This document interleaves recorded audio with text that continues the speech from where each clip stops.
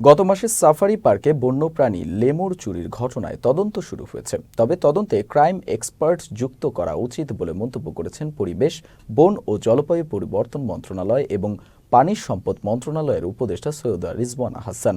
আজ দুপুরে গাজীপুরের বাঘের বাজারে গাজীপুর সাফারি পার্ক পরিদর্শন শেষে সাংবাদিকদের প্রশ্নের জবাবে তিনি এসব কথা বলেন। তিনি আরও বলেন, শুধু মাত্র বনের এক্সপার্ট, বন্যপ্রাণীর এক্সপার্ট দিয়ে হবে না, যারা ক্রাইম বোঝে তাদেরও যুক্ত হওয়া উচিত। চুরির ঘটনায় যারা জড়িত তাদের কঠোর শাস্তির মুখোমুখি হতে হবে বলেও জানান উপদেষ্টা সৈয়দা রিজওয়ানা হাসান। তদন্ত শুরু হয়েছে, কিন্তু আমি মনে করি যে এই তদন্তে আসলে ক্রাইম এক্সপার্টকে যুক্ত করা উচিত। শুধুমাত্র বনের এক্সপার্ট, বন্য প্রাণীর এক্সপার্ট দিয়ে হবে না।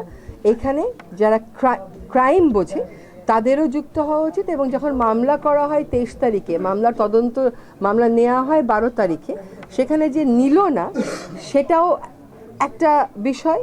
যে মামলা দিল সে নেওয়াতে পারলো না, সেটাও তো একটা বিষয়। হ্যাঁ, আর এটাকে সহজভাবে দেখার কোনো উপায় নেই।